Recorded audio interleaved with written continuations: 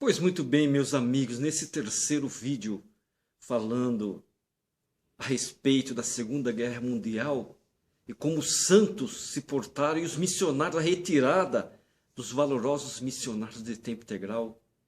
E a profecia do presidente Joseph Fielding Smith, quando colocou os braços no ombro da irmã Toronto, que era esposa do presidente Toronto, e profetizou que a guerra só começaria quando o presidente Toronto e seus missionários chegassem sãos e salvos em outro país.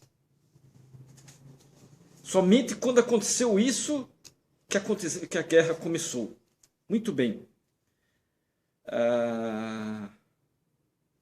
Foi uma promessa inspirada e profética.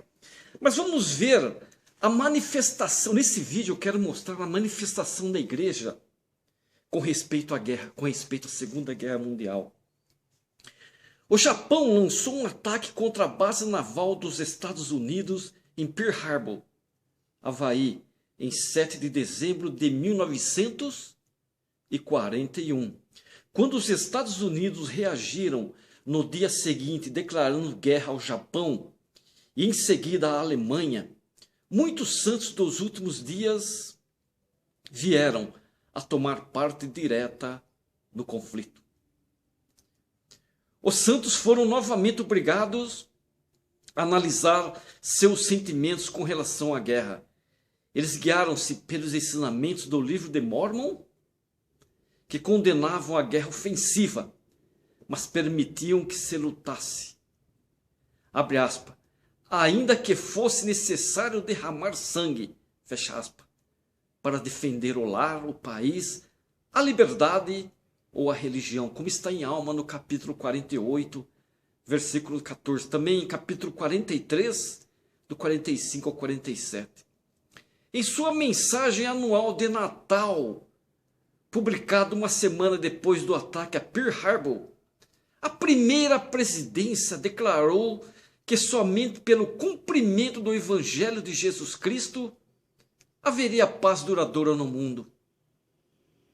Repetindo o conselho dado pelo presidente Joseph F. Smith, que foi um profeta falecido, no início da Primeira Guerra Mundial, a primeira presidência exortou os membros que serviam nas Forças Armadas a manter, abre aspas, toda a crueldade, ódio e assassinato, fecha aspas, longe do coração, mesmo durante a batalha. Esses mesmos princípios foram incluídos na declaração oficial da primeira presidência, lida na Conferência Geral de abril do ano de 1942.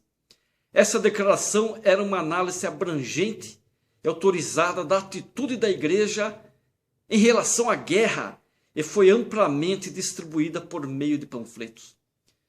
Foi dito aos santos que apesar de, abre aspas, o ódio não ter lugar na alma dos justos, fecha aspas, o ódio não ter lugar na alma dos justos, os santos, abre aspas, fazem parte do Estado, fecha aspas, e devem obedecer legalmente às autoridades que os governam.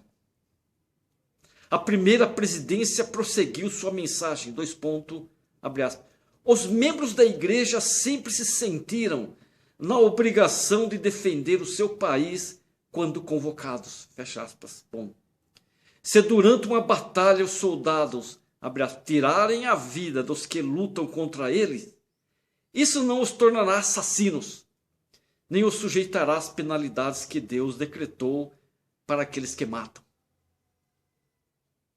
Pois somente um Deus cruel puniria seus filhos como ofensores morais por atos realizados como instrumentos inocentes de um soberano a quem o próprio Deus ordenara que obedecessem e a quem não tinha o poder de resistir. Esta é uma igreja mundial. Existem membros devotos seus lutando de ambos os lados, fecha aspas, declarava a mensagem. A primeira presidência também prometeu aos soldados que tivessem uma vida limpa, guardassem os mandamentos e orassem constantemente que o Senhor estaria com eles.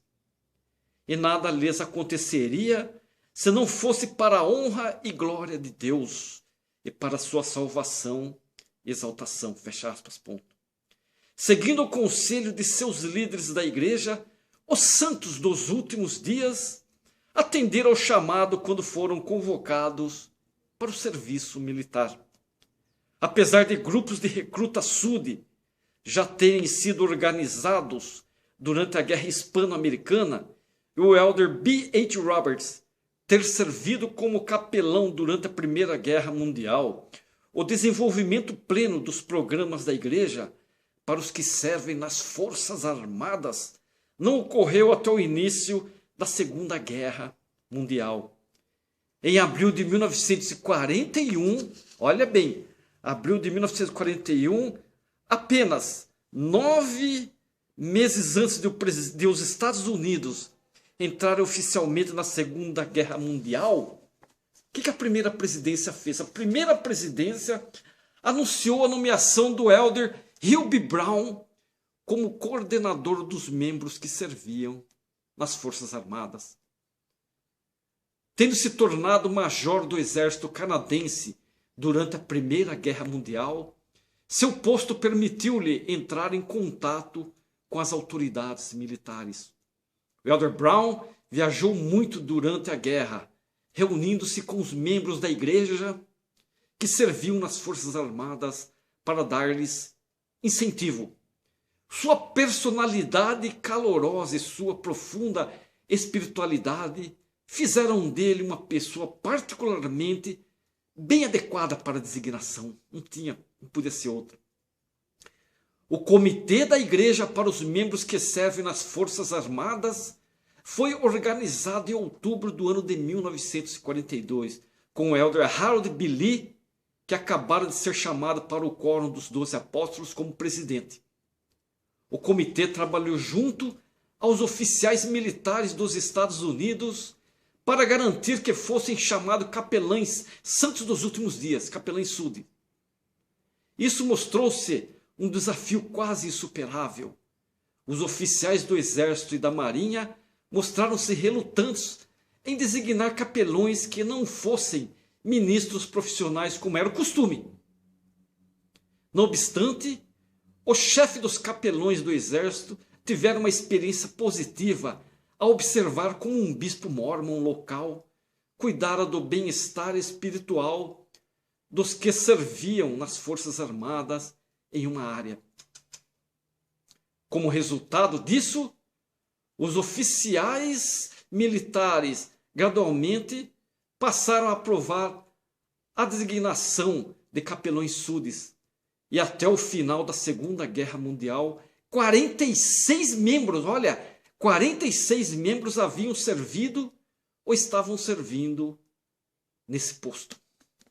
Espero que vocês tirem proveito desse vídeo. Eu acho, talvez teria que fazer um outro vídeo, mas não sei. Mas esses 3 vídeos foi uma síntese do que aconteceu durante a Segunda Guerra Mundial. Obrigado.